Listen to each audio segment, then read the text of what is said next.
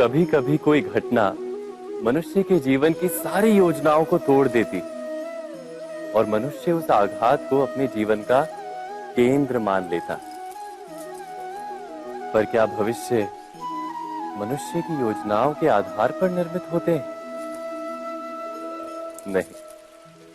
जिस प्रकार किसी ऊंचे पर्वत पर सर्वप्रथम चढ़ने वाला उस पर्वत की तलाई में बैठकर जो योजना बनाता है, क्या वही योजना उसे उस पर्वत की चोटी तक पहुंचाती है? नहीं। वास्तव में वो जैसे जैसे ऊपर चढ़ता है वैसे वैसे उसे नई नई चुनौतियां, नई नई विडंबनाएं, नए नए अवरोध मिलते हैं। प्रत्येक पद पर वो अपने अगले पद का निर्णय करता है। प्रत्येक पद पर उसे अपनी योजनाओं को बदलना पड़ता है। कहीं पुरानी योजना उसे खाई में ना ढकेल दे।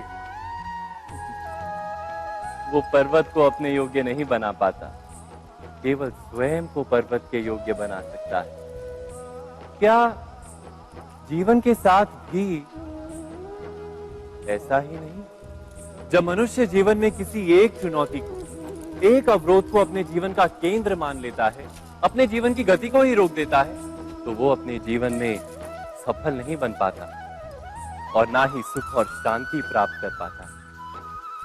अर्थात जीवन को अपने योग्य बनाने के बदले स्वयं अपने को जीवन के योग्य बनाना ही सफलता और सुख का एकमात्र मार्ग नहीं। स्वयं विचार कीजिए।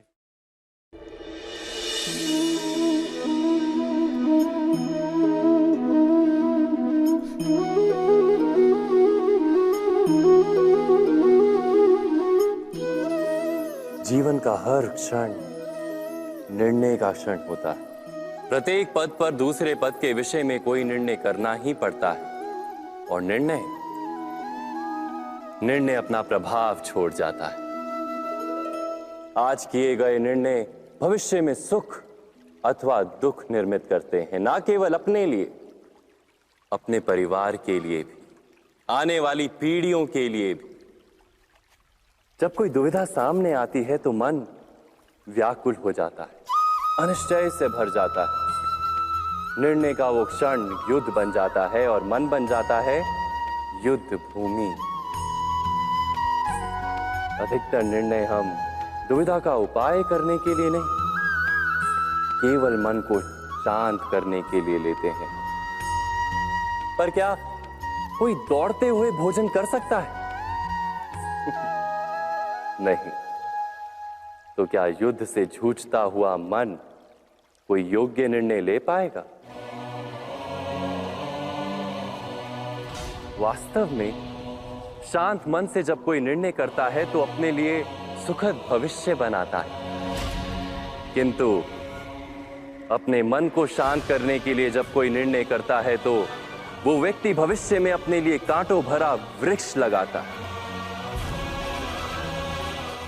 स्वयं विचार कीजिएगा।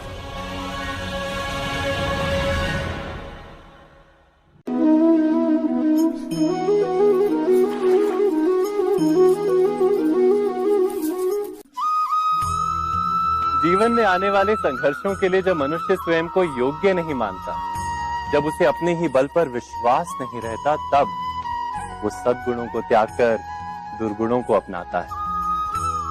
वस्तुतः मनुष्य के जीवन में दुर्जनता जन्म ही तब लेती है जब उसके अंतर में आत्मविश्वास नहीं होता। आत्मविश्वास ही अच्छाई को धारण करता है। ये आत्मविश्वास है क्या?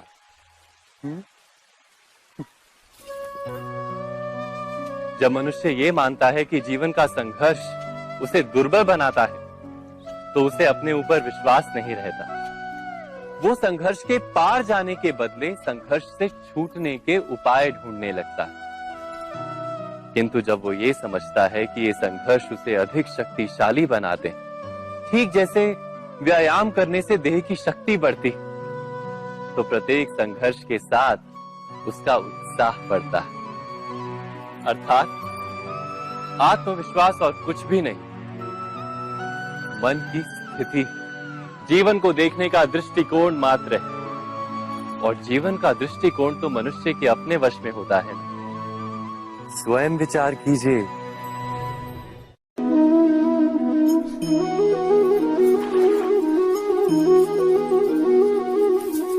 पिता सदा ही अपने संतान के सुख की कामना करते हैं, उनके भविष्य की चिंता करते रहते हैं।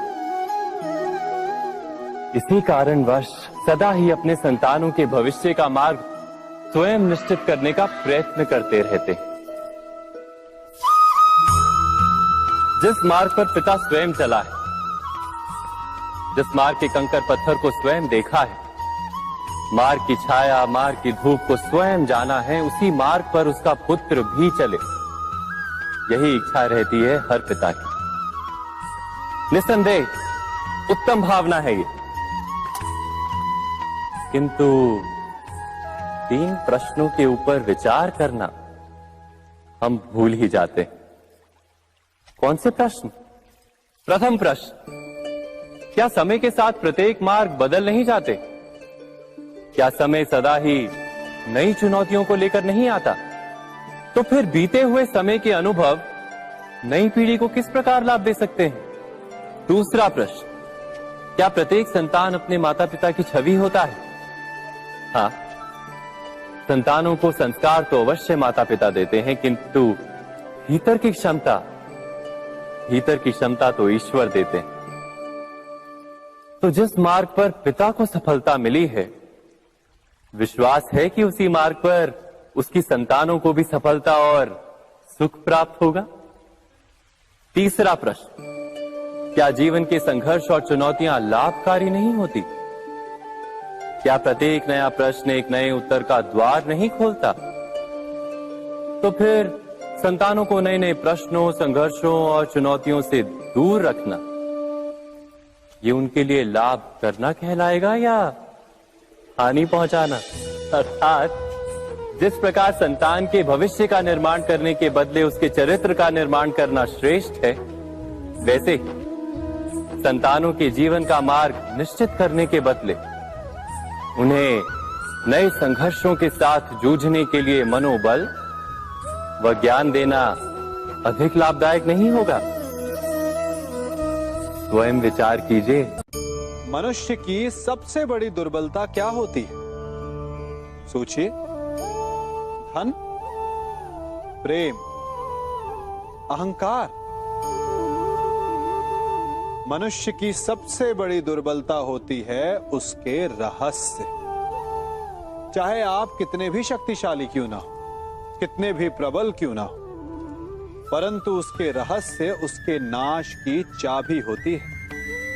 इसलिए यदि प्रबल रहना है, शक्तिशाली रहना है, समर्थ रहना है, तो अपने रहस्य को किसी को भी ना बताएं, ना मित्र को और ना ही शत्रु को, क्योंकि समय पड़ने पर कब कौन शत्रु हो जाए ऐसा कहना संभव नहीं। विभीषण को रावण के अमृत कुंड का ज्ञात था, इसीलिए प्रभु श्री राम रावण का वध करने में सफल हो सके। इसलिए उचित यही है कि आप अपने रहस्य को स्वयं तक ही सीमित रखें। मनुष्य जीवन की परीक्षा में सफल होने के लिए क्या नहीं करता? वो परिश्रम करता है, दौड़ भाग करता है, और ये सब करने के पश्चात भी जब उसका काम नहीं बनता तो वो नकल करता है ना? तनिक लौटिए अपने बचपन में, स्मरण कीजिए अपने बचपन की स्मृतियों का।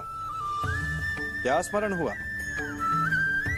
विद्यालय में जब आप परीक्षा देने जाते थे तो क्या होता था? आप ना सही, परंतु कोई ना कोई सफलता पाने के लिए नकल करता ही था और उत्तीर्ण भी हो जाता था, है ना? परंतु जीवन की परीक्षा ऐसी नहीं होती। नकल करने वाला सफल नहीं होता। कारण विद्यालय में सबके प्रश्न पत्र एक होते थे, परंतु जीवन के प्रश्न पत्र और उनकी कठिनाई सबके लिए भिन्न होती, तो निश्चित रूप से उनके उत्तर भी भिन्न होंगे ना। इसलिए यदि आपको जीवन में सफलता पानी है तो नकल ना कीजिए। स्वयं के प्रश्नों का उत्तर स्वयं ढूंढिए और सफलता आपकी ही होगी।